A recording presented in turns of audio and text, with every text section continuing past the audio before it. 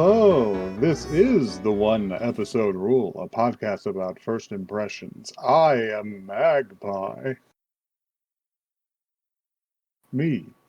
That was that like your like somewhat spooky voice or Me, Magpie. Sounded a little Magpie? spooky. It sounded just a It's little moderately like, spooky. Just Yeah. a little bit.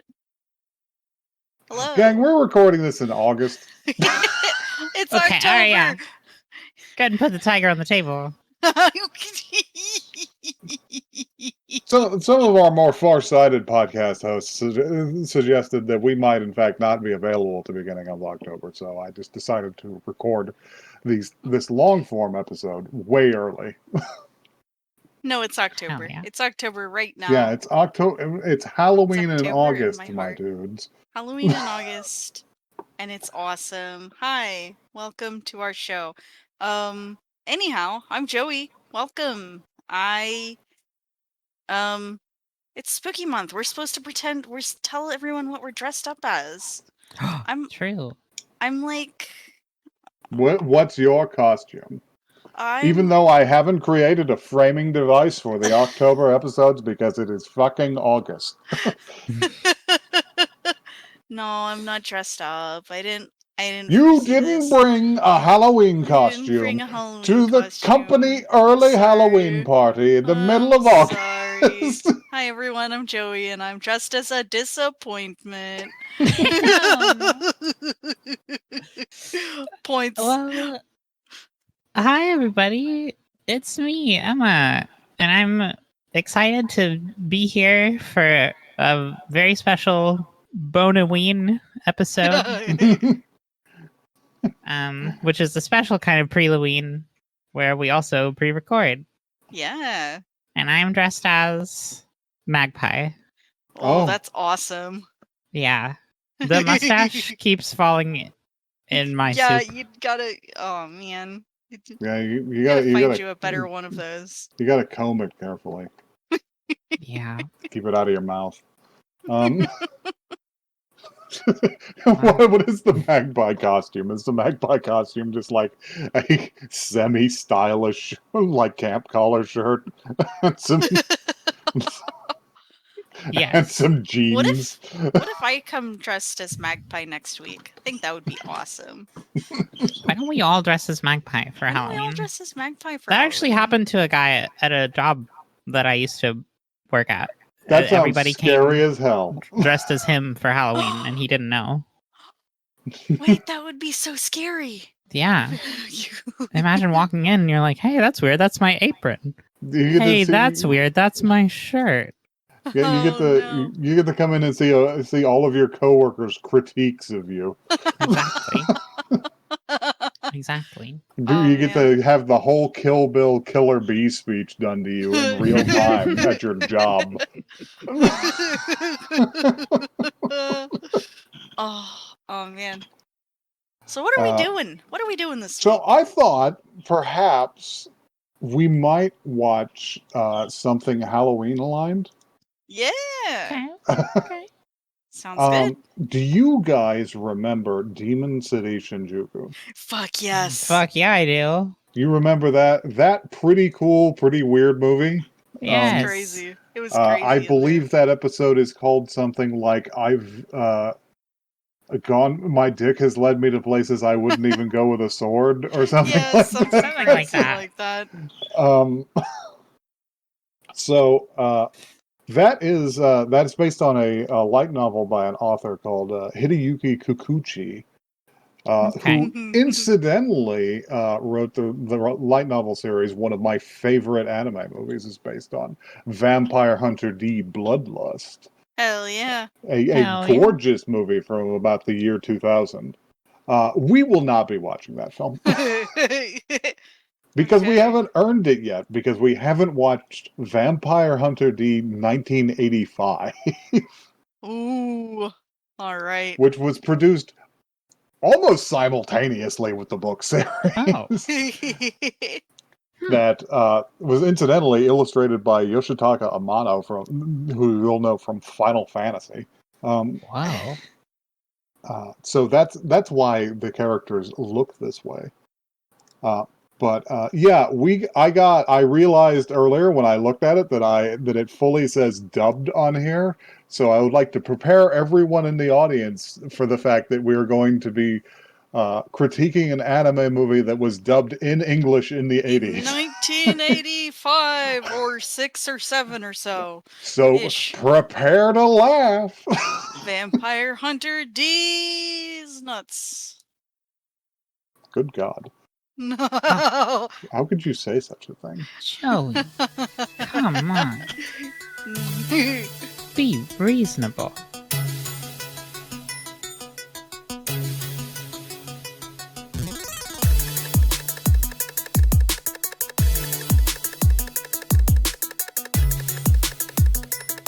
Stop getting me with the time mystifying incense. I'm forgetting the movie. Help. That's true. We had to wait more than 5 minutes in between watching the film and talking about the film, and now I'm stupid. No, no. Oh man. Oh, but you've always talked about your awesome memory. Surely you remember every single thing that happened in this. I will, but long-ass only anime later when movie. I'm trying to sleep. You'd be like, oh, remember when he threw those spiders at those guys? Remember when he threw the spiders at the Remember when they exploded a sheep? Remember then turning into a vampire makes you a pervert? Yeah. Oh god. Okay, Oh, man. so This movie was crazy, y'all. So this movie is interesting because it was less crude than I remember. Because I remember looking at a scene or two of it before and thinking it was much worse animated, but it is not. It is in fact kind of beautiful in places. In a lot I of agree. places, in a couple of places, it's a little whack, but like, For instance, we start this movie. Well, first, I do have a blurb, and I want somebody to read it as punishment for making me wait. So anybody, points at Emma. Okay. 10,000 years in the future, the world has become a very different place. 10,000 years? Sorry, okay. The world has become a very different place. Monsters roam the land freely, and people, although equipped with high-tech weapons and cybernetic horses, live a humble life more suited to centuries past. The story focuses on a small hamlet plagued by monster attacks and living under the shadow of rule by Count Magnus Lee, a powerful vampire lord who has ruled the land for thousands of years. When a young girl is bitten by the Count and chosen as his current plaything, she seeks out the help of a quiet, wandering stranger, Dee. It so happens that Dee is one of the world's best vampire hunters, and he takes it upon himself to cut through Magnus Lee's many minions and put an end to the Count's rule. This is true. He does do this. This is true. That did happen. That's true. Hey, do you think Castlevania took inspiration from this? Yes! Yes. Absolutely. Just yes. For so many reasons. Possibly even just from the books. Because they were all illustrated by fucking Amano. Oh, fuck.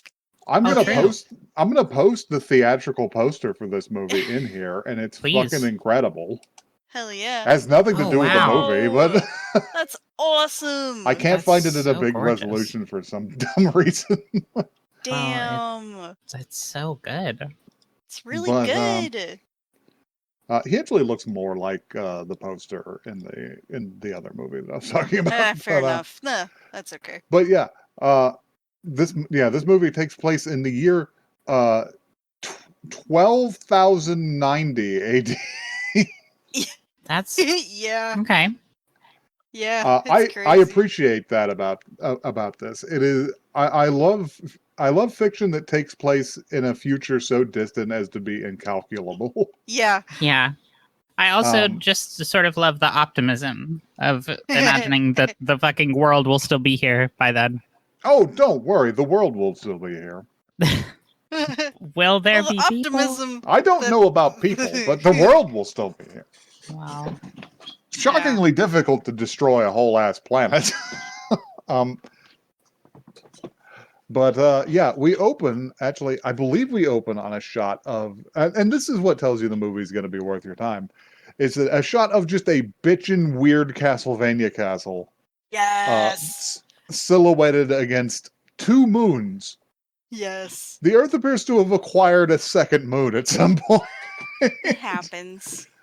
And from It was there, part of my grand scheme to bring Pluto back. And from there, we join our heroine, Doris. Doris, I want to take a moment to talk about Doris. Okay. Because Doris has a number of competing aesthetics. She does her hair like Pippi Longstocking. Yeah, True. I wasn't quite clear how old she was supposed to. What are we guessing for her age? I'm also going to describe her general fit, her default fit, as pretty bold in that it is just a very pussy out kind of look. Yeah. And I was just like, well, clearly they're just giving us like cheeky panty shots because that's something that anime does from every now and then. But there are shots where it's just out, and I'm just like, I don't even think this outfit is like intending to conceal that. I don't think that's like part of the plan. Which somehow makes it like less salacious. Yeah, it's fascinating for sure. Also, I do not know how old she is meant to be. I will assume anywhere from 15 to 35. Fair. People in old anime are kind of hard to get a read on. Yeah. So, are we going to mention also that we watched the dub? We did watch an English dub of this. I will defer to Emma's opinion on it, but I will say that it is not as bad as other English dubs I have heard. First of all, I'd like to say I'm honored that you're deferring to my opinion. Pluses and minuses. There were some pluses, there were some minuses, but I think honestly, overall, this was really solid. And it was well recorded at the very least. Yes, and for some. For those out there in the know,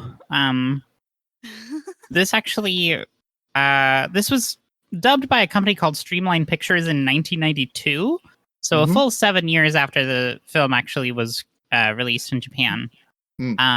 But some of the lead actors in it are pretty big names in later anime stuff. Doris herself was actually voiced by Barbara Goodson, who is Rita Repulsa, and also Naota from Fully Cooley. Nice. She was pretty good. She was pretty good. She was really good. Dee himself was voiced by a fellow named Matthew. Nope, not Matthew McConaughey. No, Michael. That's not the one. Michael McConaughey. Sorry. All right. Yeah, exactly. Yeah.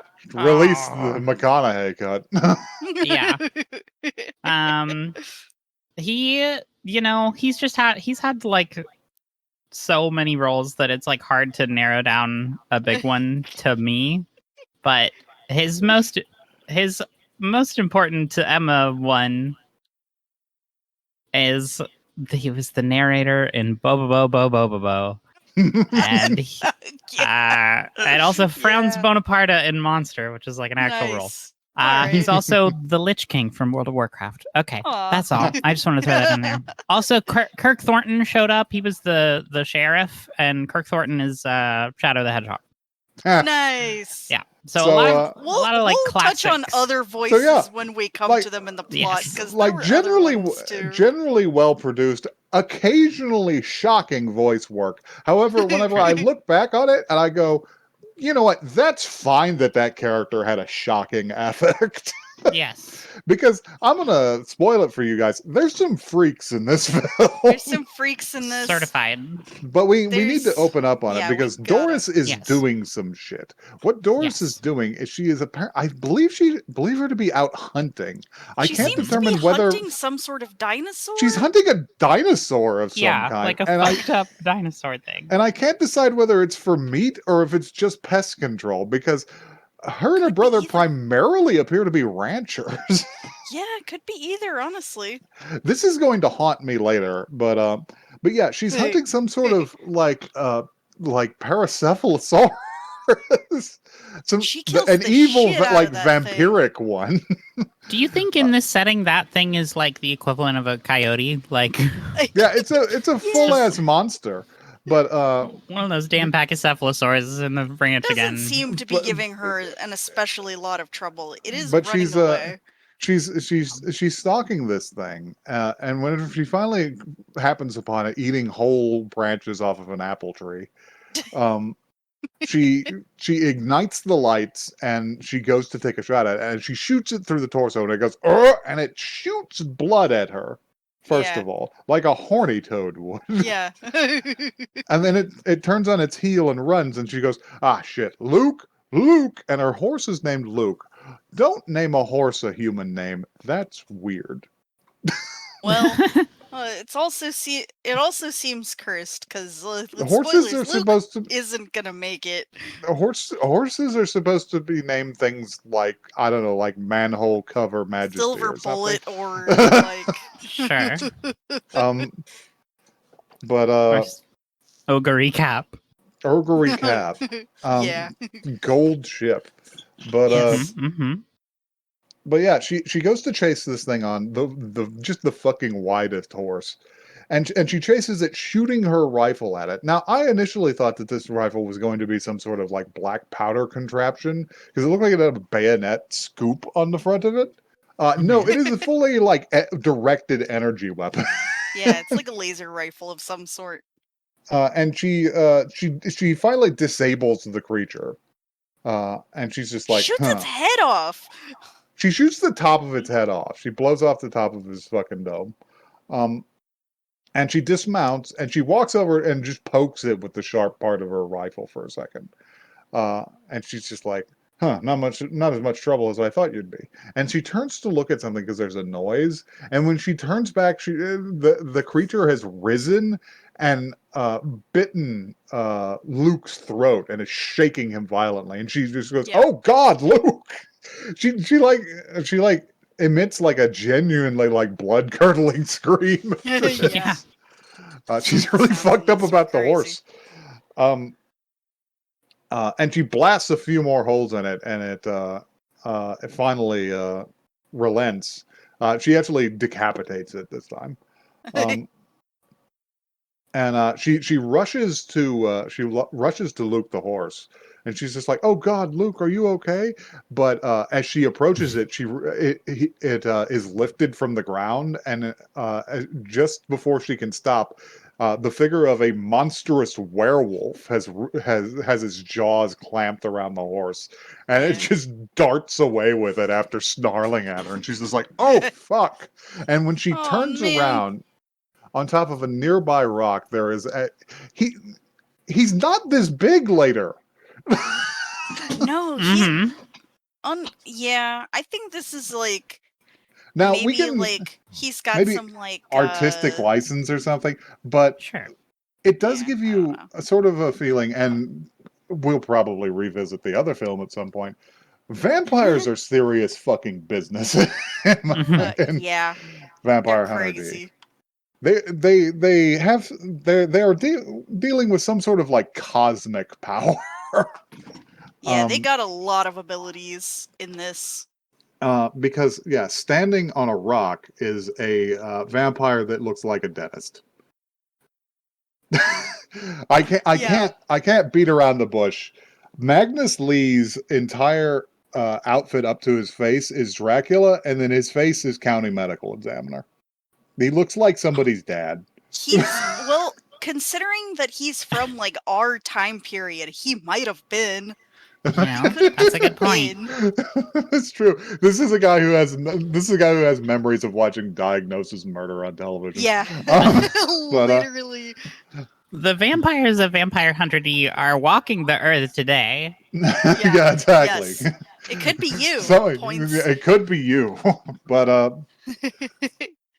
But yeah, he stands there for so long, and she just fires. She empties the gun at him, and it just sort of deflects before it hits him. Doesn't It do deflects shit. around his aura, Hmm.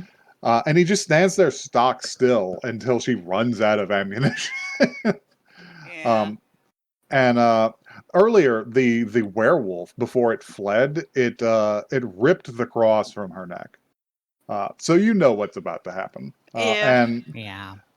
as the lightning strikes behind him, it suddenly turns the whole sky orange, and that's the last thing you see before the big title card comes up. Yeah. And it's one of those Vampire Hunter old D. 80s title cards that reminds you of like Gundam or something. Yes, it's But yeah, awesome. it's Very good. Vampire Hunter D.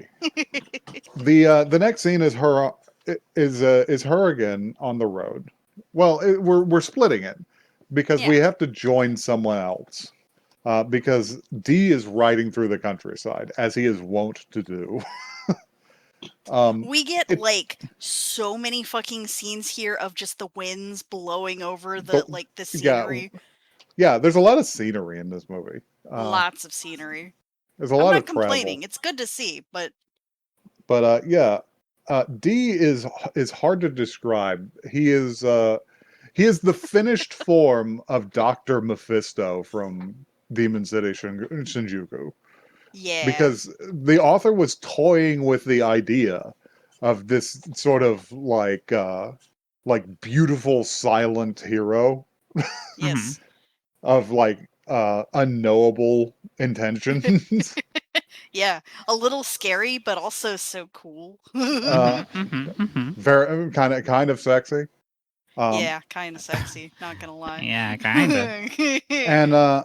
And in the D series, he has completely abandoned what he was leaning on before, which is like the hot-blooded hero, like from Demon City Shinjuku, to focus entirely on these kinds of guys. Yes. So D is swathed from head to toe in a gigantic cloak. His silhouette is crazy. By His the way. silhouette is incredible. With these extremely pointed collar like Dracula, and this huge hat. Yeah. With a large gem on its band, and it is enormous like swooped sword that he wears across his back on a cyber horse. Yes. They don't acknowledge this in the other movie, but the kid calling it by name freaked me out. Yeah. Because he's riding this like horned horse with like metal pieces. I kept wondering. I was like, are these horses armored or are they like robots? And yeah, they are just like they have robotic components. I fully believe them to be fully cybernetic beasts. Oh yeah. Yeah, well, because the kid refers to it by like its model number or something. Yeah, it's model number. True. And then later one of them is drinking from a fountain, suggesting that it still requires water Yeah, intake. I mean, yeah, I guess.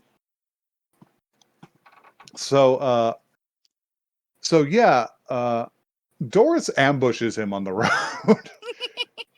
She's standing in the road, and he pulls up over the hill, and he's just sort of looking down at her. And she's just like, "You're a hunter, right?" And he doesn't say anything. He's just like, "What is that sword just for show, Mr. Hunter?"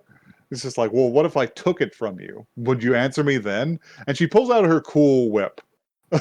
Yeah. She pulls out her cool whip. Her cool whip. And she cracks it out towards his face, and he just sort of he does the minimalist dodge. Because that's the kind of guy he is. He is a hero of economy of movement. Sure. He doesn't do anything unnecessary. And she goes, "You're pretty good, but what about this?" And she splits it into like a weird energy cat of nine tails, and a bunch of them just wrap themselves around his limbs while he sits stock still. He doesn't give a shit. And he's just standing there with reins in hand, and she's just like, "I've got you. You really weren't the hunter I was looking for. Why don't you leave that sword and take your costume?" And as she says this, he just like sort of flexes, and all of the shit breaks. And then he just starts riding past her. He doesn't Yeah, talk to her. He doesn't give a shit. She's like, wait, no, hold on, wait. He's Actually, just like, you're wait, gonna- I'm sorry. Wait, please. Help She's me." like, Rude listen, of him. well, it's kind of rude of her to accost him on the highway. They're both a little rude. It's fine. No. He's just the quiet boy. Yeah, he is a quiet boy. He's but he- shy. We love but, that. She cuts to the chase and she pulls down a collar that she wasn't wearing before. And she's just like, I want to hire you because of this. This is the kiss of a powerful noble. And they refer to vampires as nobles here because, well, bad news, guys. There's been like 3 or 4 apocalypses by this Yeah. point. Yeah. The vampires do kind of rule everything, at And least in after- terms of where the humans are. And after a certain point, yeah, it seems like vampires and other powerful creatures have just divided up the world into like fiefdoms. Yeah. And the particular area that our story takes place in is haunted on and off because he's not even there all the time. Yeah. By Magnus Lee. Magnus Lee, who returned 2 years ago to his castle and turned the lights on and scared everybody in town. Yeah, they didn't like that. And finally, Dee gets off of his horse, and he immediately walks up to her, and he grabs her by the chin, and he just moves her head and looks at the bite. Yeah. And he says, "What's your name?" She says, "My name is Doris." It's just like, and his next question is, "When did this happen?" Yeah. And she says, "Oh, does that mean you'll help me?" And he just sort of starts walking. Yeah. So I forget. They just go I into think town. the next thing is that they're in town, right? They pull up outside of town, and her brother greets them, and her brother is extremely talkative. brother Oh, Dan. his little voice. And he's just like, is this a cyber horse Mark IV or whatever? And Dee just sort of looks at him like, and he won't stop talking. And they load up into a cart to go into town, presumably to buy some stuff.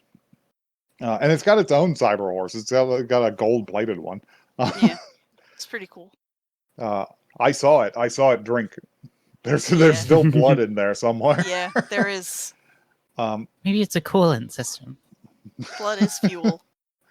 I feel like the guys who think that birds aren't real. I saw it drink, but But your conspiracy is that the horses are real. that the horses are horses. Yeah. Big Cyborg is selling you a lie. They're meat robots. Meat robots are here. But Thank God. But yeah, they're pulling into town, presumably for some sort of supplies. And a guy, a dude, rocks up into the film to bother Doris. Oh my God, this guy! This guy has what I can only describe as Trigun swag.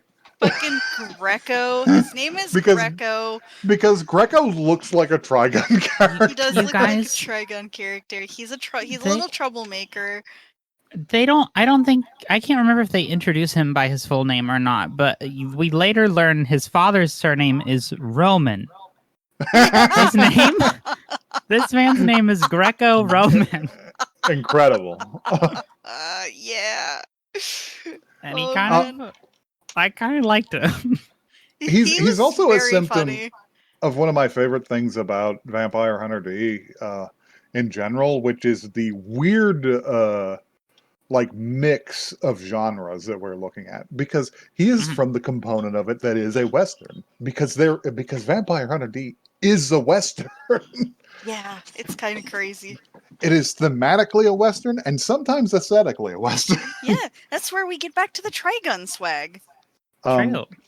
But Greco's a real piece of shit is the problem.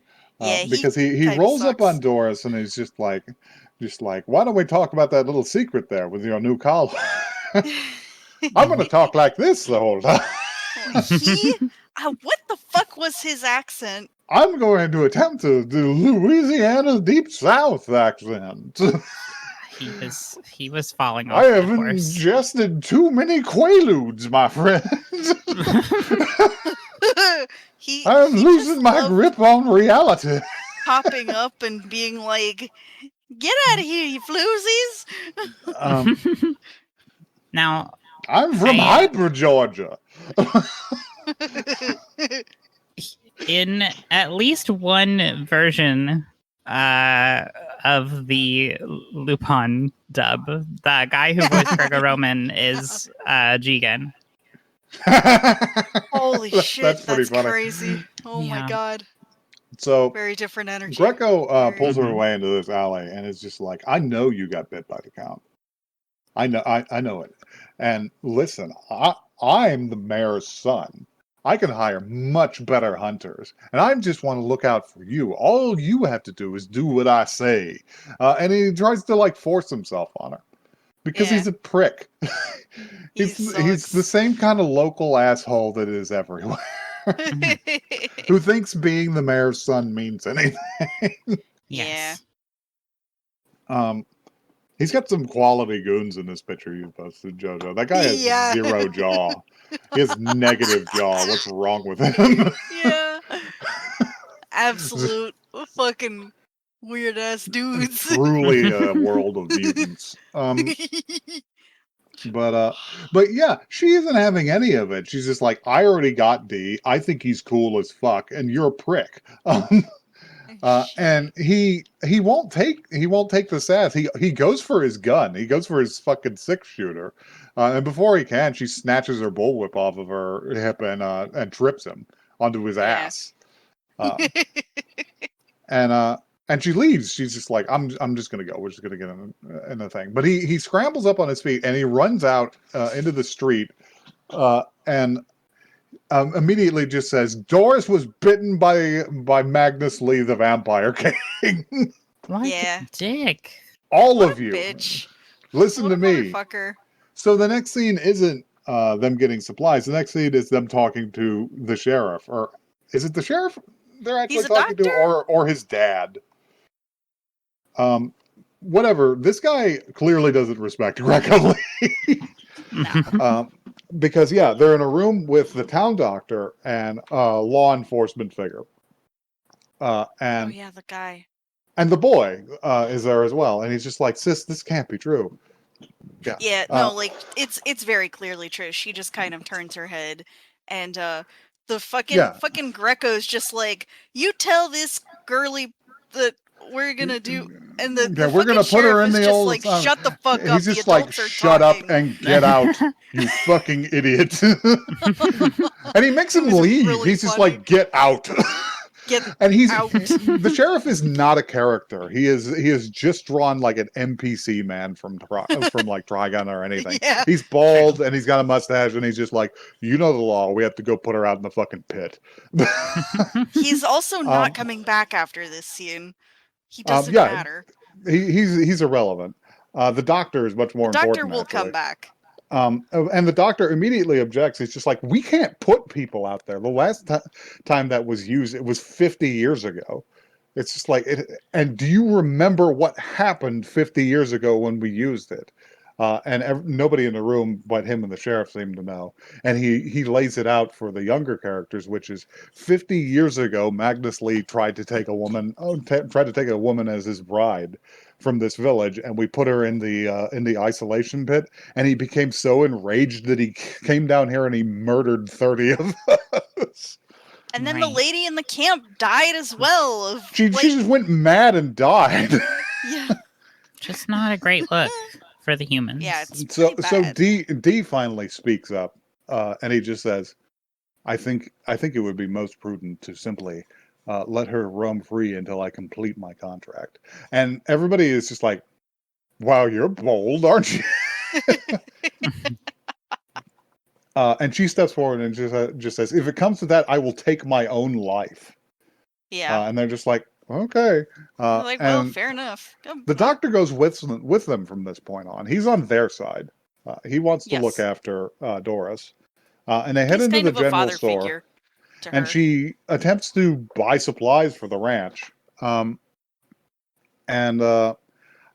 everybody in town leaves. Like everybody inside leaves, and the guy is just like, "Yeah, we're out of stock." And the town doctor is just like, "That's clearly bullshit. I can see your stock from here." And she's just like, "I can't deal with somebody who's in cahoots with the vampire." And it's like cahoots. Like, what the fuck?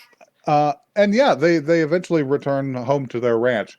Now, I don't remember what point in time this took place, but there is a scene in which Dan is shooting. He has his rifle and he is trying to drive off some sort of predator. This is the worst shit I've ever seen. They have just regular sheep, and the sheep are running in terror from like a fucking Lovecraft like protoplasm vampiric gas. It's awful. So scary. It and just runs around and eats things. Yeah, it catches up with a sheep and it just starts dissolving its back till you can see its bones. The poor thing is still alive until Dad drives it away and it just creeps back into the forest. I assume they just had to kill that sheep. Yeah, the sheep. I don't think the sheep made it. It's not gonna make it. Yeah. So I knew you were gonna mention that because you screamed when that happened. You were I was just like, oh! Yeah, so I love these moments. They drive home that the world of Vampire Hunter D, the year 12,090, is so fucking strange. It's just filled with freaks and monsters. It's rough out there. I like how they have like this almost electric fence sort of thing around their yard that just seems to like shock anything that comes close. Yeah, they have layered defenses because they have like a field of crosses, and then they have a like kickstart force field. It's clearly running on like a gas generator or something. Love it. Yeah. We didn't talk about it because me and Emma like immediately pointed it out during one of the travel scenes earlier. Dee was like riding past a pyramid or something, and he was very far away. In the foreground there were branches, and there were just these like freaks from like Ralph Bakshi's Wizards crawling up and down the branches. What the hell were those things? And they just go completely unremarked upon. Yeah, that was many more later on. There was something really beautiful in this movie about how I didn't give a fuck to show you something fucked up and not talk about it. Like just like here's like, this fucking pterodactyl ghost that's climbing around. It's just like, no, this exists, and now you just have to deal with that. Yeah. There's fucking horrible little worms. Literally monstrous little worms. And the fucking movie just it's like, hey, these are everywhere. Anyway. This is the world now. These are so everywhere, nobody said anything when it showed up. Yeah. So they're just 700 scorpion. Yeah, the fucking the fucking vampiric gas from H.P. Lovecraft novels goes unremarked upon. They just drive it away like a common coyote. Oh man. It starts to get dark, and Dee lays it down for Doris. He's just standing there, and he looks out, and he just says, "Tomorrow is going to be the woman's moon." And she's just like, "Oh, you mean the red moon that comes every month?" And she's just like, he's just like, "Yes, that's the one." Vampires believe that blood taken on that night is impure and unworthy of consumption. So if somebody comes for you, it's going to be tonight. Yeah. And he's right, because the Freak Brigade has to show up. Sure enough, we get two great, frankly fantastic new characters to see. Yes. Also, the werewolf from before shows up again. I appreciate the fact that he is a complete jobber and does not get killed in this film. Yeah. Yeah. Because Dee like correctly remarks upon it's just like the crosses won't be worth anything. They'll send mutants and werewolves ahead to deal with them. Yeah. And yeah, there is a werewolf that shows up and just uproots most of their crosses and shit, and then leaves the film forever. He does not even fight.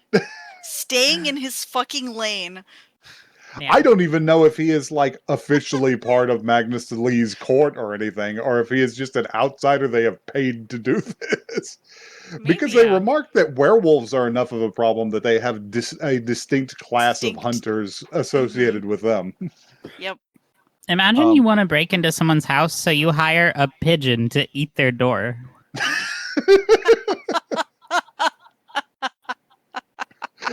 Oh man. Yeah. Imagine somebody has facial recognition technology, so you pay a minority that you know it won't work on to disable the camera. So they do this, and yes, just two people show up. A guy with one of the wackiest hairstyles out of 80s anime, and a tiny girl with an enormous forehead. Oh, yeah. I loved her. He was Emma loves a bitch with a huge forehead. I do. It's true. There's just something about him. You know what? I do too. I'm gonna just go on the record. I was rooting for her. You know. So these two are Ray and Larmica. This was transcribed as Larmica, but in the Wikipedia here it's a French participle, so it's Larmica, which is much nicer. Yeah. Yeah. Dee comes out to confront them. And they're basically just like, hey, we're here for the girl, but I guess we'll kill you too. And Ray is up, and he walks forward, and he has this horrible boomerang knife. It just flies around everywhere. So that's part of like his abilities, and that's fine. But the way it's done is very strange. Also, you would think it would spin all the time. Yeah, he's a mutant. Whatever that means. Well, and as far as I know, in the context of Vampire Hunter D, it quite literally means what it says on the tin. He has diverged so much from baseline humanity that he has like unexpected and unique abilities. Yeah, got it. There are characters like this in Bloodlust who are actually cool guys, but yeah. I honestly kind of really, really enjoyed how the movie didn't take a lot of time to define its terms. Like, it was just like, this guy's a mutant. That means whatever you want it to mean. Yeah, this guy's a mutant. It means he's a mutant. Yep. Let's move. You know what a mutant is. Come on, chop chop. We're gonna have a fight now. So they face off. He's got his crazy boomerang knife that flies in whatever direction. I wish it spun more. I don't know why I want it to spin so much more. No, I agree. It doesn't spin. Yeah, boomerangs should spin. It's not boomerangs right. should spin. It's true. But the thing is that D is his equal in like combat in this way. And is giving him a run for his money to the point where he almost impales him with his beautiful like swept sword. There's many things to be said about like Dee's whole style, but the sword really gets me every time. There's nothing like it in like history, but I love it. It's kind of like Mihawk's sword from One Piece, but a little less ridiculous. Yeah, he's actually I think Mihawk maybe takes inspiration from him in general as a character. Maybe because he's also got that vampire swag. But yeah, he goes to impale him with it, and Ray is wounded, but only slightly because the blade emerges from Dee's back. Yeah, soaked in blood, and he pulls it out. And he has a dripping wound in his torso that he holds onto, and he's just like, I had heard of a mutant who could warp the fabric of space. And this is all they say about Ray's abilities. Ray's abilities are that he can warp the fabric of space, and whatever that means is whatever you think it means. He doesn't actually use it much. I believe he is using it constantly, but in ways that are unobtrusive. That's why the boomerang does that. Okay. Okay. That tracks. I think he is warping space to just turn it wherever he wants it. Yeah. Okay. Yeah, that makes sense actually. And he's just like, aha, I've clearly killed you. Why are you not dead? Because D is a vampire. He is half vampire, and he is already healing from the wound. What happens here? Why do they fuck off? I can't even remember. Because Laharmica goes to fight him and commands Ray to leave, but she doesn't really fight him, does she? No, she's just kind of like, whatever. She's just like, I'm a bitch. We are nobles. We are leaving. Love her. It seems like it just seems like there's not a lot that they can do, so they kind of leave. Yeah, he fends off Laharmica and he orders them to leave, and they just do. They just go. Yeah. So the next day, we never talked about his scary hand yet. well, we're gonna. The plot will be revealed over time. Well, I just have it written before all of that stuff happened. That's why I was like, interesting. So the next day, he travels to their castle, and their castle is hilarious because it is part Castlevania castle and part like Akira sewers. The 10,000 years have been weird. Blame. Exactly. Yeah, the 10,000 years of history have been weird. Yeah. It is a vampire castle running on atomic energy and shit. Yes, it's crazy in there. Again, add another genre to the mix. It's science fiction as well. Yes. So good. He goes in, and there's so many monsters at the foot of this cave. I love how he enters this place because there is a huge mechanical drawbridge that is just up, and he just rides his horse to the cliff and then jumps off of it. He glides across with his cape. He just glides across. And floats. His cape has properties. He has like control over it to a certain degree. He does use his cape again later on. That's in a way that's really funny. Yeah, it doesn't work out for him. It doesn't work out for him, but it is funny to see. He jumps up there, and he jumped into the fuck zone. So the space immediately beyond the drawbridge is this horrible hallway full of the worst shit you've ever seen. Hundreds of worms and like tentacle creatures. Just worms and tentacle creatures and like slime. cyber zombies and shit. Awful. Yeah. This is where I really saw the Castlevania yoinking some inspiration. Yeah, it's a castle of freaks. Yes. And honestly, it feels like these feel like demons from like Devilman. In fact, there's the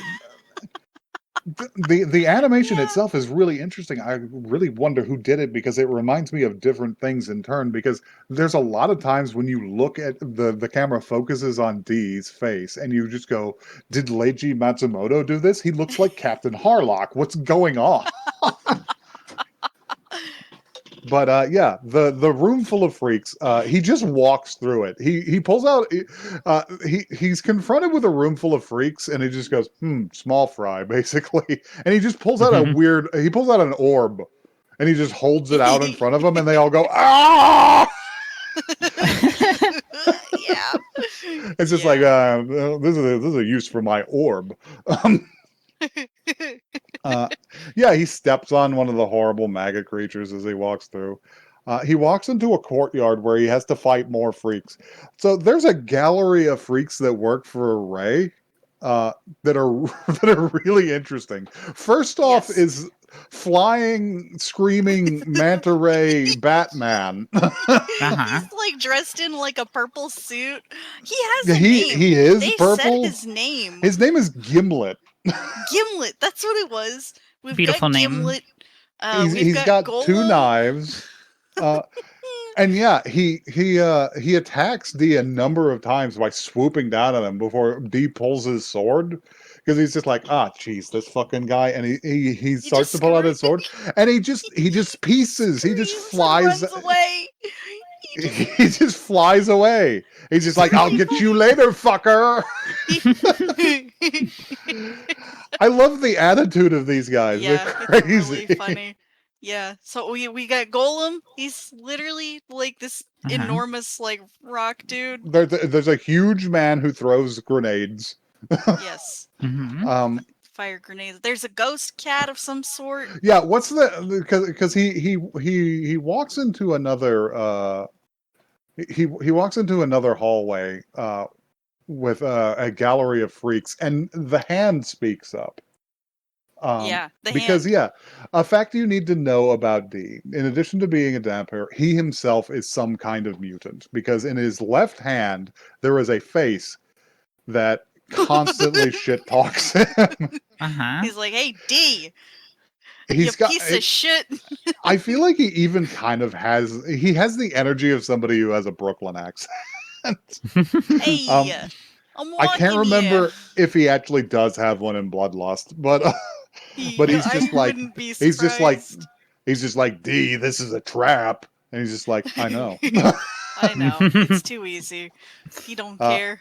As they're walking along, one of the statues to the side, its eyes light up, and he is assaulted by a ghost jaguar.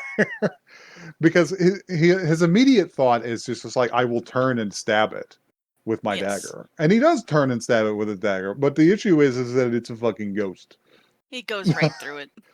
And like, its teeth find his arm, and this is I had a brain blast here that I can't explain, but I was seeing him there with because he just said, I know what this is about. This is clearly a sorcerer is controlling this sort of thing. So he punches the wall down. Yeah, sure enough. He punches the wall down, and in the reverse shot of him talking to the sorcerer and shit, he's bleeding from his arm. Just lots of blood, and it's the brightest red anything has ever been. And I was just like, why is Vampire Hunter D anime giallo? That's what it feels like. What the fuck am I talking about? What does that mean? What does that mean? That's crazy. But the thought was clearly dashed from my brain because Ray is there, and with the sorceress woman who is floating over. She's floating cross-legged over like a brazier of fire. And she speaks first, and she says, in the wackiest voice I've ever said, she's just like, "You've defeated my ghost beast." She was perfect. She was so great. good. I loved her. She was I was taken aback at her like cadence and delivery, and then I looked at her again, and I was just like, she might as well sound like that. Yeah, exactly. Yeah, it worked. She's a freak already. Making it work. Yes, she's a freak and she loves it. Yeah, it really was like that. Where like at first you're like, Jesus Christ, why does she sound like that? And then you're like, actually, actually, she would sound like that. Actually, yeah. So they have a standoff, and Ray is just like, well, I would have liked to finish our business personally, but I've been given specific instructions as to your destination. And Dee doesn't understand for a second until he just throws out his stupid boomerang sword and collapses the floor that he's standing on. Wait, this particular scene really got me. He manipulates his cape, which, by the way, this is not something that only Dee does. But that's in a much better scene later.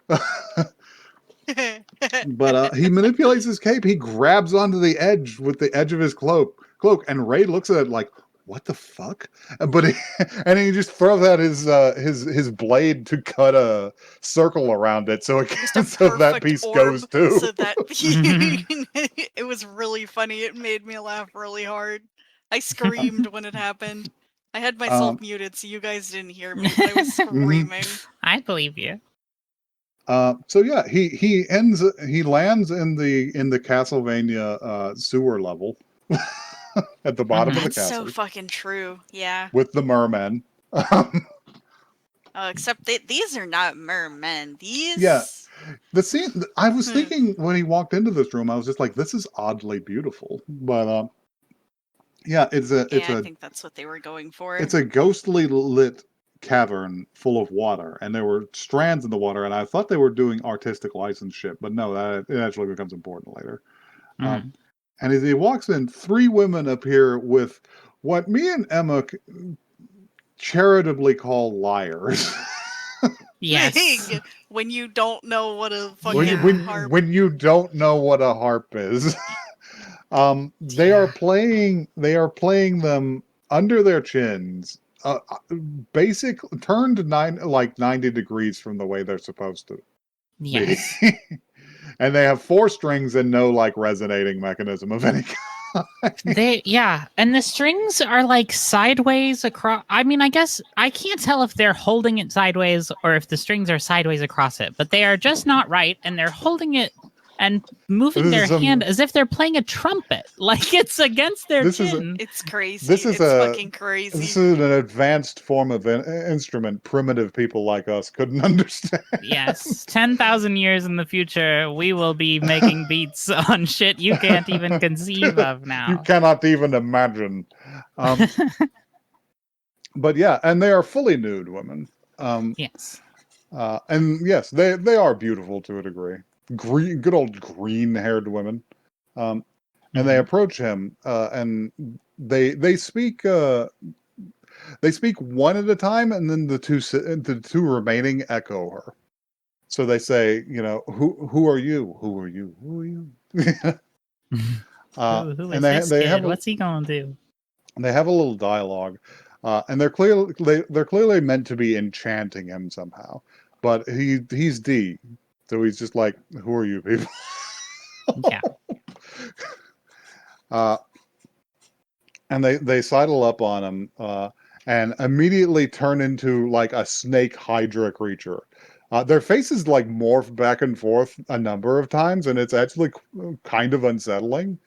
Like the animation still has power despite it being from 1985. There are a 3-headed like hydra-like creature that wraps around him, and he's just like, I understand you are Lamias. They start to lift him into the air while they wind around his body. Were you guys got him? They fucking got him.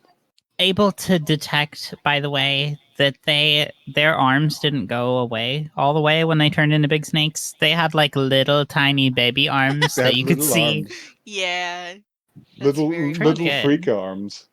Pretty a good. world of monsters. But yeah, we'll have to leave D there for a moment because for a hot minute. Because while this has all been Very happening hot. to D, Ray, he was just like, okay, job's done, time to go do my other job. And he took his whole crew of freaks to kidnap Doris. Doris is hanging out with the doctor, talking, and the doctor, I'll cut down on the silence. The doctor's just like, you're in love with D, aren't you? That's fucked up. Don't do that. She's like, no.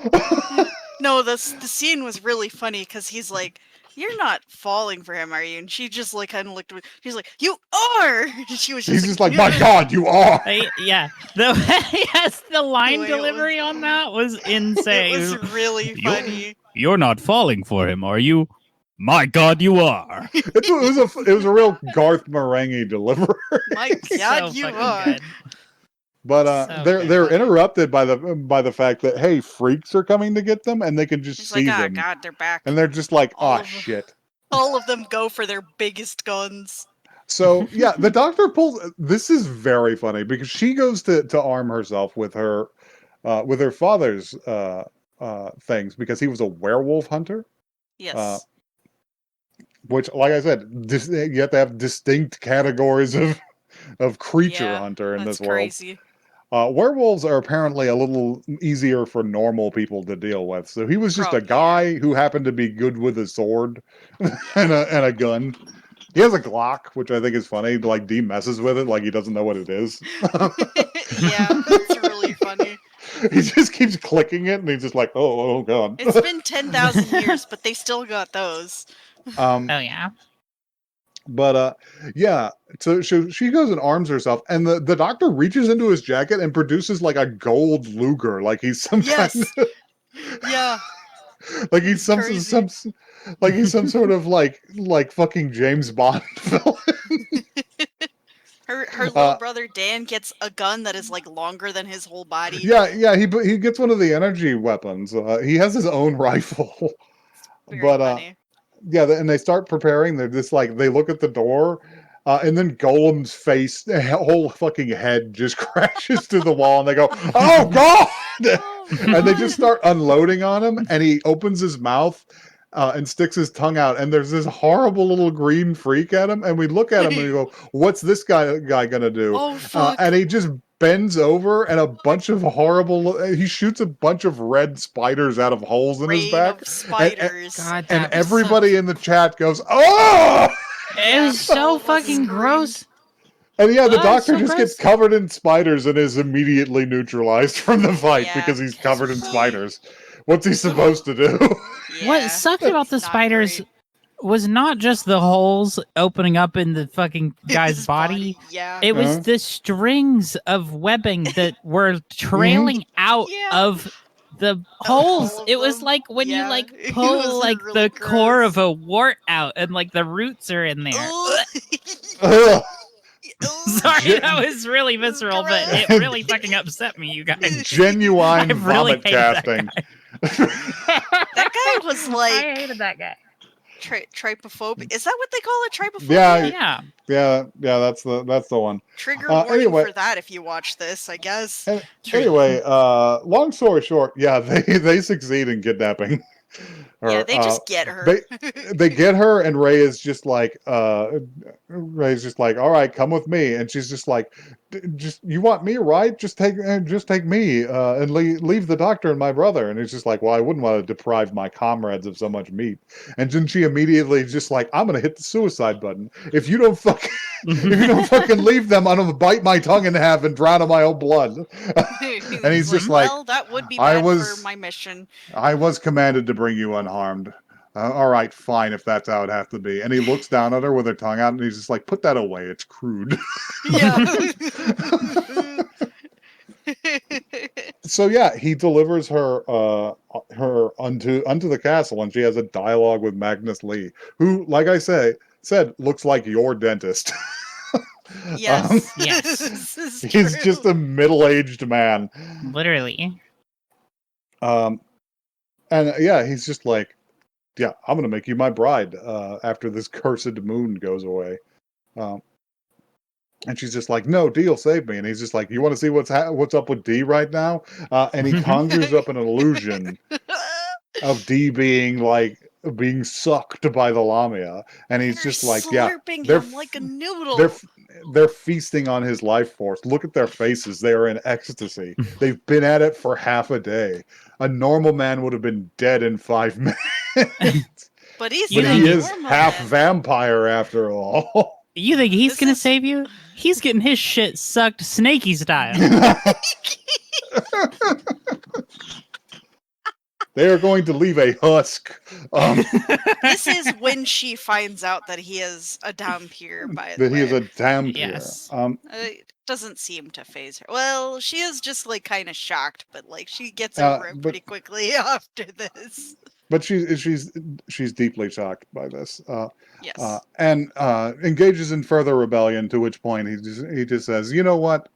I'm willing to put up with such insolence. You'll be mine tomorrow. But for now, sleep. And he just puts her to sleep. Yeah. And he goes and puts her away. So that we can rejoin D, because D is not dead. And D is about to go sicko mode on them. Because, He's literally going to go so sicko he mode. is always restraining his vampiric nature. And being pushed to the edge like this means he can no longer do so.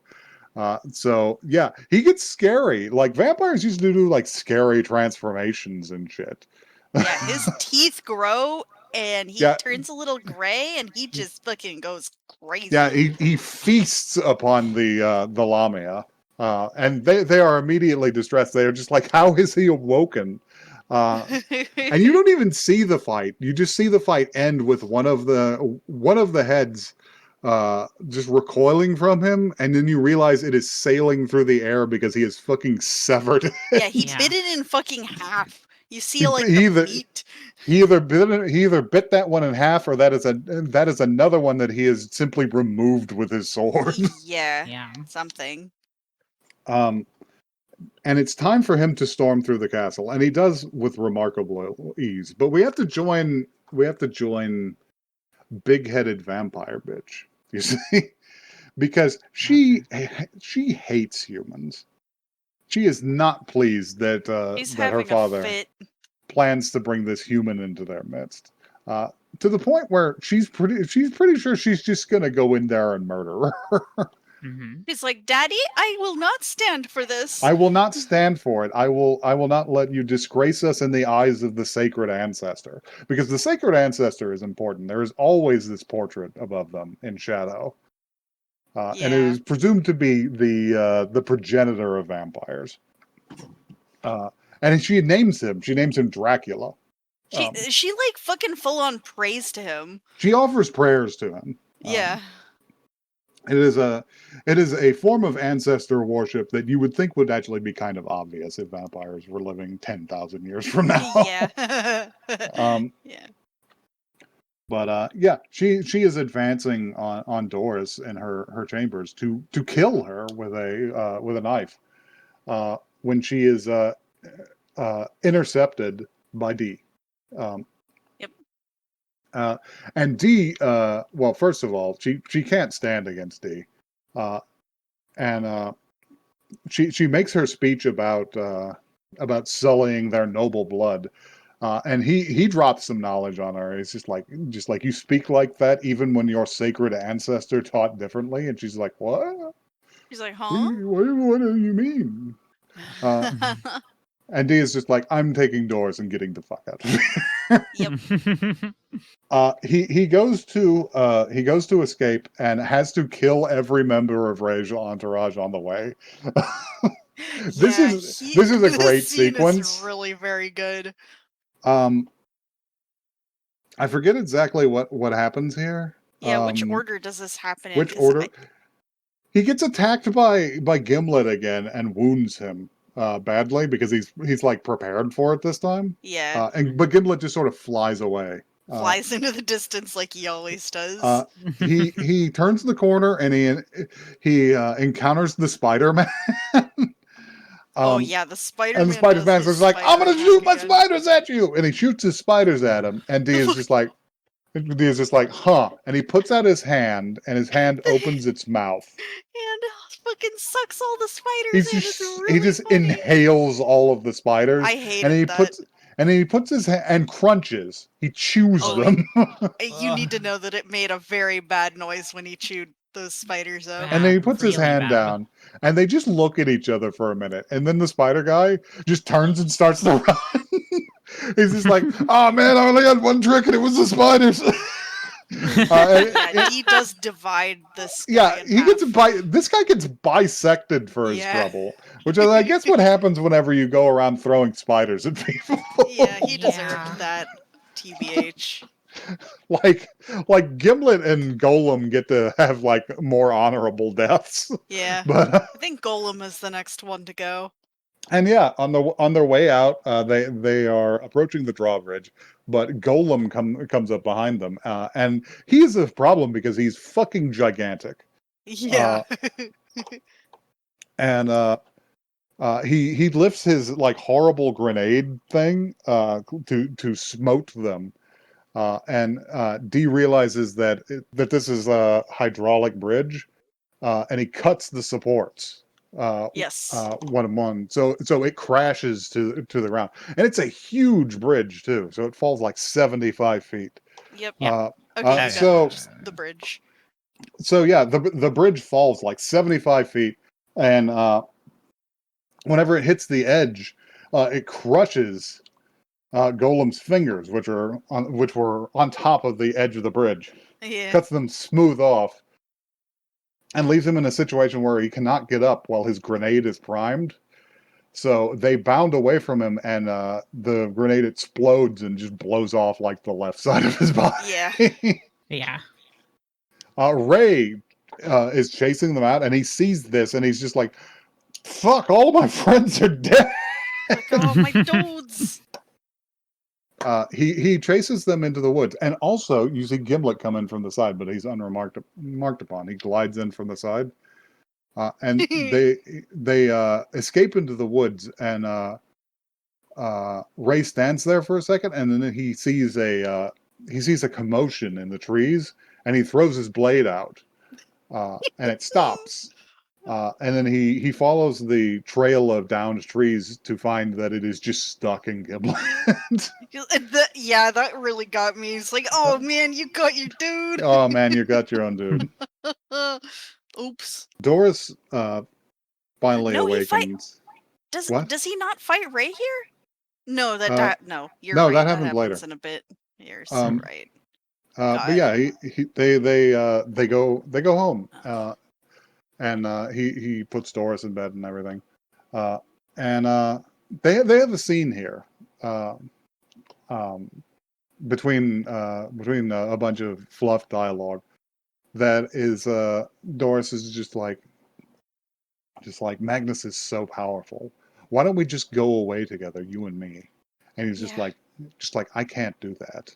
I would only bring you misery. And she's got him pigeonholed like at the door. So she's got him pressed up against the door, and she just embraces him. She wraps herself around his waist. And she's so small from this angle. This is a really great shot, actually, because you see her from his point of view. And he can see, he looks down at her, and she's so small, and the whole back of her neck is exposed because she's pressed her face popped out of the shower.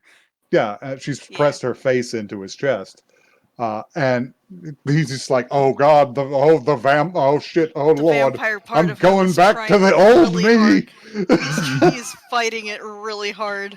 Yeah, and the fangs start to grow in and shit, and you would think that she wouldn't be aware of it, but she's just like, "No, take my blood." Yeah, I want it. And he finally composes himself, and he pushes her away. And then he just leaves. He just goes. Yeah. We have we have some scenes that don't involve the gang here, because we got to see about Greco again. Yeah, fucking Greco because Greco is in town, and he's whoring around. He's got like 4 girls attached at his arms. And somebody runs up to him and just says, "Greco, there's a noble's carriage here." And he's just like, "What do you mean?" And he spies it at the hotel, and he's just like, "Oh shit!"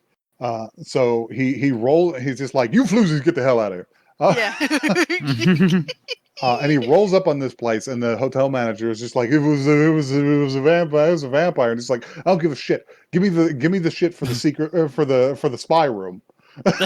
Yeah, because the mayor, and presumably the mayor or just him, has a secret room built in where he can spy on people through two-way mirrors and listen in on their conversations and shit. Yeah.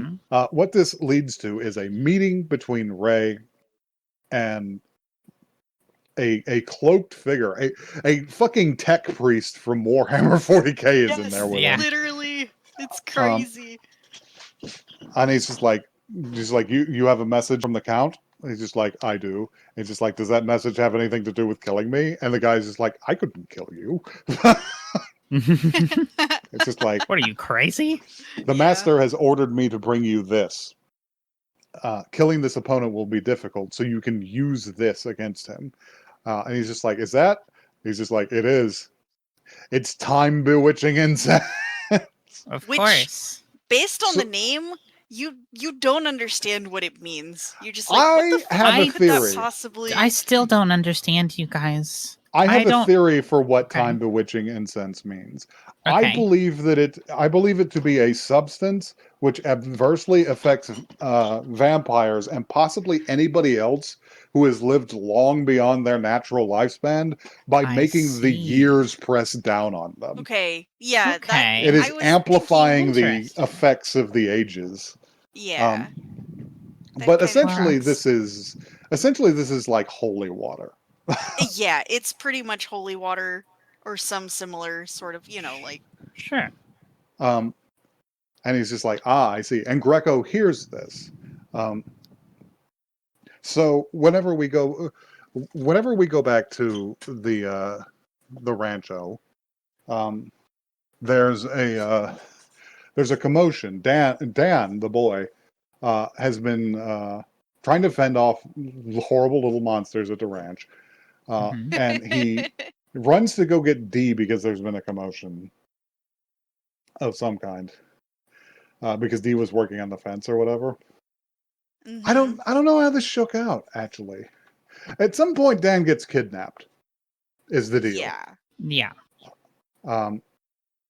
And when Dee meets up with Doris, they find a note, and this is hilarious because the note and Dan's gun are stuck on this fence post.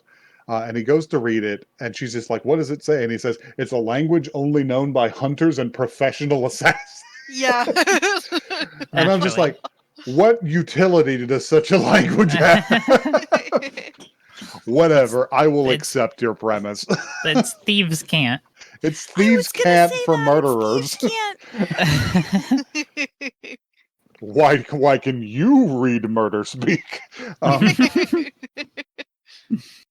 But yeah, it says that Dan has been kidnapped and that Dee has to go alone, and she's like, why would it be that way? Like, why wouldn't they don't they want me? And he's just like, I assume whoever wrote it has a personal vendetta, which is true. That's so true. he goes out to meet him at this crazy fucking desert rock formation. Yeah. I love the environments in this movie. This is actually a scene from what's the first part of JoJo's called? Phantom Blood? Phantom Blood. This is a Phantom Blood type scene. This is a Phantom Blood true. type scene. Because yeah, Ray is there. And Ray wants to challenge him to a duel for the boy. And and the boy's just like, get me down from here. And Ray is just I'm like, scared. I'll get you down after I kill this guy. Yeah. Ray has a weird affection for Dan. Yeah. It comes back later. It does. But yeah, they go to have a duel, right? And he whips the blade at him, and they do a little fencing. And then he reaches behind him where the incense is, it's like a candle with a fancy holder, and he pulls it out at the last second to like get the upper hand on D, and he's just like, "What's wrong? It's not lighting," and D cuts his hand off. Yeah. And it splits the sensor as well. And he's just standing over him, and he's just like, someone got you fake incense. Makes you question your life choices, doesn't it? And this is really good because Ray is just writhing around, and he's just like, "Do you have to be condescending as well?" One of the best fucking lines. But this is the same playbook shit because while this is happening, the doctor and who got better from his spider wounds. The doctor and Doris are hanging around, talking about the situation, and the doctor is just like, you know what? I think it's time. I know somewhere that's actually safe we can go. And she's just like, oh, for real? Well, let's go. And he's just like, yeah, there's an ancient building with writing all over the walls that seems to repel the vampires. And he takes her out in the carriage on a mountain pass, and they encounter somebody on a horse out there, and they're just like, who is that? And it's Larmica, come to ambush them. And Doris is just like, you know what? I can take this one. It'll be fine. And she goes for her whip, and the doctor grabs it and throws it off the cliff. And he goes, "No, you don't," because they turned him. He's a vampire now. They've turned him into a vampire. Turns him into a vampire, like pervert. It's very scary. Yeah, being a vampire makes him really horny. Being a vampire makes him weird and horny. He he full on like yoinks her nip out of her shirt. Literally, he just fucking gives her the Janet Jackson for no reason. Yeah, I don't know if he was going for her cross or what, but I don't know. But he's misses. Like, it's a pity that I never had a chance to taste you before the fucking Lord will. Perhaps he will give me a toast. Little body. This all comes to a head pretty quickly. It's not gonna, not gonna because last long. Larmica climbs up in there with her, and she's just like, "I'm going to kill you. I'm not going to allow Father to pollute our bloodline with this shit." And he's over there just going like, "Man, I was a fool not to fuck you before. You know what? Maybe the master will let me. I've been shot. Fuck." Because he gets shot and he just falls off a cliff. He just falls off a cliff. Many people are gonna fall off. He just goes the next few minutes here. Because you know who's gonna save the fucking day with a bright light that completely disables Larmica? It's fucking Greco with the real-time bewitching incense that he swapped in a fucking Lupin caper for Ray's shit. Funny. Proving that he does have what it takes to compete with the vampire goons. But he shows up with this shit, and she's like, "Isn't this cool? look what it does to this vampire bitch." And she's like, "Ah!" She's like, "Okay, you're taking a little far, Greco. This is kind of fucked up now." And she's just like, "Kill me now, filthy human. I will not be captured by you." And she just really lays into him, and finally he's just like, "Fine, I guess I'll kill this bitch." And he goes to stake her, and Doris actually throws herself between the two. And he fucking like misses and just falls off the cliff. The same way the doctor did. It's really fucking funny. He doesn't make it. It's really fucking funny. What's funny is he does make it. He comes back again later. We'll see this later. But at this point, Doris and Larmica are just left together alone, and Larmica's just like, "Listen, I don't give a fuck if you're dead or not. Just get the fuck out of here." Like, fine, whatever. You're kind of okay. Just take the half vampire filth and get the fuck out of here.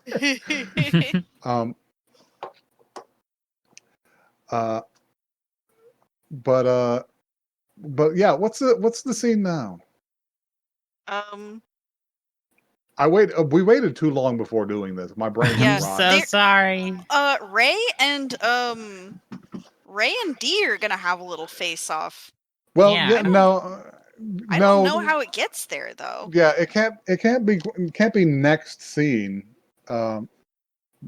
because Dee does bring back Dan, and like everything's cool for a minute, right?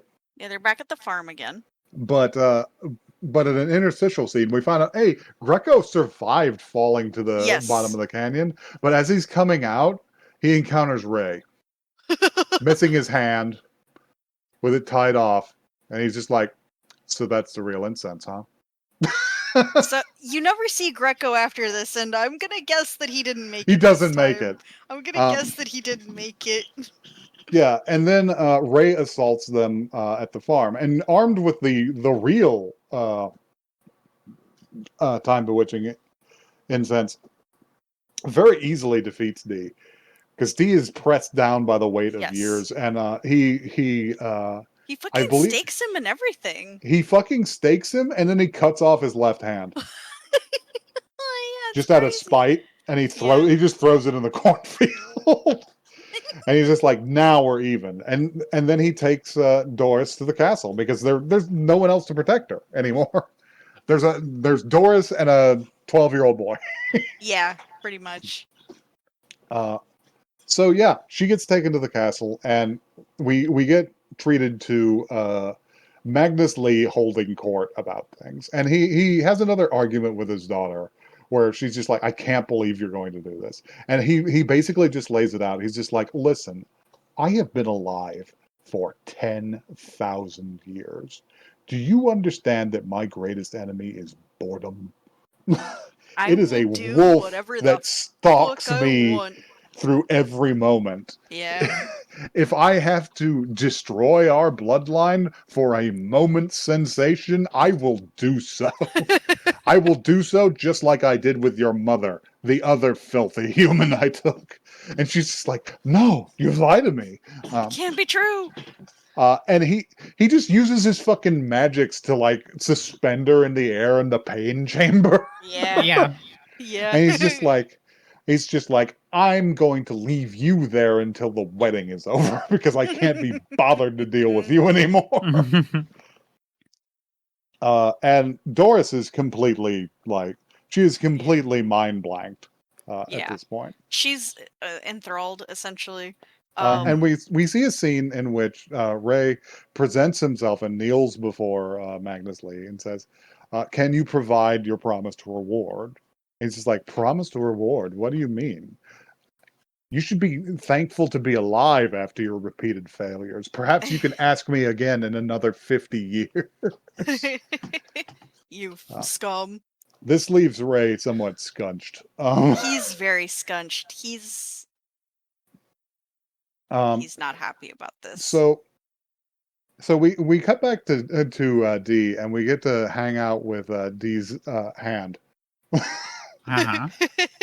Because he looks dead, but his hand like his jerks. hand is coming back and rights itself. scene... And it's just, and me and Emma at the same time were just like, yeah, it's walking so incredibly. It's walking. It's going. I was muted, but you guys need to know I was screaming with you. Yay! And you see the face on his palm, and he's just like, okay, what's the situation? And he looks up, and there's the fucking sheep-eating vampiric gas is in the sky again, and he looks up at it, and he's just like, oh shit, oh shit, oh that's a problem. All right, let's scoot. Come on, and there is a scene of this hand scooting across the ground, and he just like scoots, and he just like sort of parks himself at the wrist, and then he presses himself in until the healing takes over. And then he eats a bunch of dirt off the ground. Well, he lifts himself up, and he's just like, all right, D, it's time to get up. Come on, buddy. And he starts banging on his chest, on his heart. And he's like, come on, buddy. And he keeps looking up, and the gas is like eating a pigeon. It's getting closer. Yes! And it's just like, he's almost dissolved it. He's almost finished. Oh, we're not going to make it, buddy. And he's running out of pigeon. Come on. And he's just like, how am I going to do this? And he flops over, and he just starts eating dirt, and he eats 3 full fucking handfuls of dirt. He just chokes them down. He's like, and he's just like, okay, I got my energy back. And he goes to try and suck it out of the sky. Yeah. And it just doesn't work. And he's just like, oh man, it's too far away. Should I eat more dirt? Should I eat more dirt? And as this thing is coming down, he's just banging on D's chest. As this thing is coming down, he just sits up like the Undertaker, and then cuts the like 4 gibs of real meat in the middle of it. Yeah. And he just stands there looking at it. And he's like, what a strange creature. So now it's time to end the movie. Yeah. A series of things are happening. Magnus Lee is leading his wedding procession of horrible freaks because he has no legitimate guests. They all look like robed humans, but later you see they're all just like insect monsters and lizards. Yeah, it's really funny. He's got a court of monsters, which is very fun. But as he's going through the fucking blame Akira sewer underchambers, he is ambushed by Ray.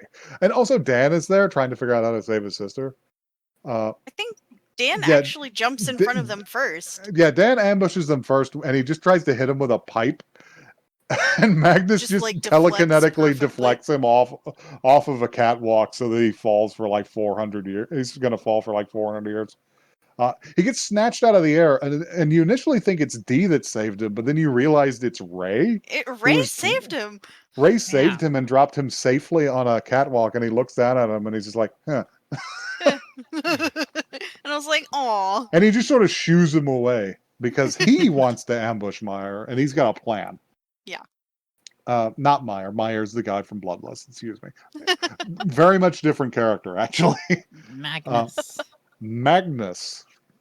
He's going to ambush Magnus, and he has brought the true incense with him, the time bewitching incense, and he deploys it. And this has been very effective against anyone with vampire blood before. And initially, Magnus just like cringes, but he cringes for exactly 1 second before he turns on the telekinesis. And he just smashes. Yeah, he turns on his fucking eye beams, and he just like cuts it in half and smashes him into the ground. Yeah. And he's just like, you wouldn't really think that would work on me. And then he proceeds to like Tetsuo him around the room for a while. What he does to Ray is so fucked up. Yeah, he smashes him into like 7 or 8 pillars, and then he smashes him into the wall immediately over the door to the adjoining chamber, and just presses him in so hard that his head explodes. Fucking rest in peace, dude. Rip Ray. Fun haircut, Ray. I guess. You were a nasty boy, but I kind of liked you.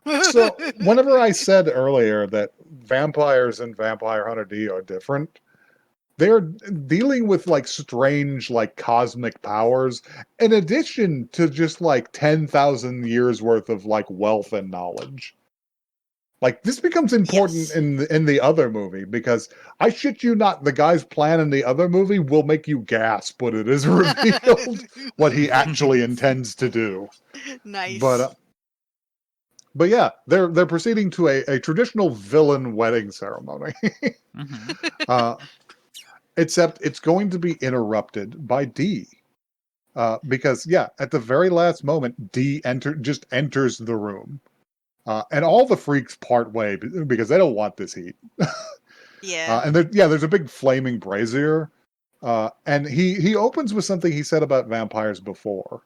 He said you are stagnant, even though your sacred ancestor had told you that you were but transient visitors in this world, transient shadows.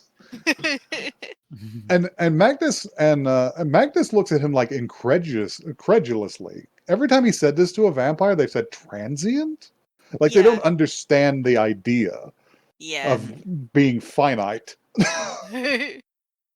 But he intends to prove to them that that's just what they are. And Magnus tries to do him like he did Ray.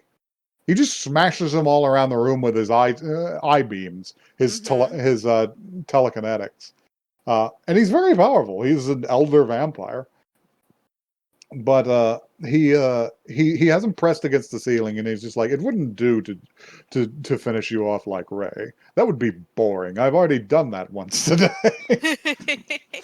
And he uses his telekinetic powers to pull Dee's sword out and press it to his throat. And he just says, I don't know how many of our kind you have hunted with this blade, but surely it is used to the taste of its own kind. It would be delightful to kill you with it. And he goes to press it against his throat. And then the blue-gray comes out of him again. The vampiric ancestry, the fangs come out. Yes. And he repels the telekinesis. And they have a remarkably short, kind of interesting fight. Yeah. It's very interesting. Like, fights with like your final villain in like modern shit tend to go on and on and on. But if you remember this and you remember the final villain of Demon City Shinjuku, it doesn't last very long. No, it tends to be 30 seconds of a fight that's very decisive. Yep. He fucking gets him. Well, actually, I forgot a pivotal scene of this, and what actually displays their animation prowess is because he opened this fight by throwing a knife into Magnus's eye. Yeah, and Magnus pulls it out. He reaches up and he just grasps it by the handle and pulls it and his eye out with the split in it, and the split seals up and the eye just goes back in. Yeah, it's crazy. And he just looks annoyed. Gross. But yeah, they have their fight. He breaks the tip off of Dee's sword and stabs him with it, but Dee throws the remaining amount of sword into him and pins him to the wall. while he's writhing on the ground because he's been stabbed with his own sword. It sucks. Magnus attempts to use his remaining power. Oh, and this disrupts his hold over Larmica. His spell has been disrupted. Yes. And he attempts to take hold of Doris, who has been mind blanked. And she does sets her go to and grab the sword. She picks up the dagger from earlier and goes to finish off Dee. And is interrupted by Dan, who bursts into the room and says her name, which is enough to bring her out. And Larmica enters the room right behind her. Yes. And she walks up to her dad, who's pinned to the wall, and she's just like, "Your bullshit is going to destroy us all. Our bloodline is going to end. Our bloodline is finished because of your arrogance." Yeah. Does somebody stake him, or does he just expire up there? He just dies. He just what dies. Happens is the fucking slab falls forward. Like Oh, it's yeah. a piece of the wall. Yeah, the wall falls forward and presumably presses the sword all the way through his heart. Yes. And destroys it. Yes. And also turns him into a paste. Would have pasted him. But yeah, the spell is broken. The place is crumbling. And Dee attempts to get Larmica to leave with them, and she simply will not. He says, "It's my duty to die here, if that is what the sacred ancestor desires." Because at the last moment, Magnus realized, he looked at Dee's face and he looked at the portrait of Dracula, and he realized that, oh, they are of the same lineage. This is a descendant of Dracula I am dealing with. It's like, well, all right. Back it in. And so he can't get her to leave. She presumably just dies in there. He just stays in the crumbling castle. I literally wrote, she didn't have to die. She didn't have to do that. She really didn't. Gotta. He offered that to her because seeing if she was a Dhampir, but she couldn't accept it. She just wouldn't. But yeah, they leave, and then the end of the movie is so plotting and slow.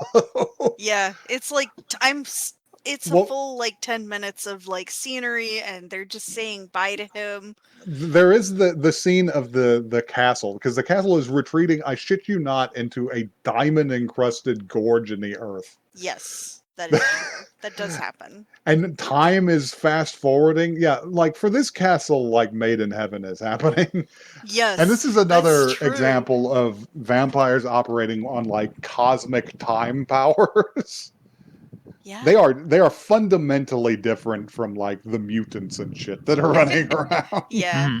The whole ass castle is experiencing the time controlling incense or whatever. But yeah, they close it, and the implication is that Dee leaves at the first opportunity he can. Yep. Because he wanders. He doesn't want to bring ruin onto anyone. Yeah. And they try and chase him down, but they can only catch a glimpse of him from far away. And then, the last 10 minutes of the film is him riding through the countryside past mosques and shit. Yeah. It's nice enough to look at, but it is very long. But it gets a little long in the tooth. And then there's a funny rock song that they wrote for it. Yeah, they did do that. So, gang, what do we think of 1985's Vampire Hunter D? This movie fucking ruled. I'm gonna go ahead and say it. You like it? Liked it. I agree. I was not really familiar with Vampire Hunter D's game before this. I didn't really know what it was about. And I'm kind of fucking into it. It's a really eclectic mix of gothic vampire story and space western. Yeah. Post-apocalypse shit. Yeah, it's awesome. Because the beginning of the film opened on destroyed skyscrapers and shit. Yes. There's in the underworld there is a scene in which he enters into a cavern that was preserved by the war 10,000 years ago, and it's clearly a subway system that has become a natural cavern. He like steps on a piece of rusted rail and it just disintegrates below his foot. It's crazy. Yeah, it's subway rail, and it just becomes powder under his foot. Yeah. Yeah, the animation of that was really cool. Also. His hand comments on the situation is just like, wow, that really puts everything in perspective, doesn't it? I'm fascinated with these movies. I had not seen this one. I'd seen the other one. I adore it.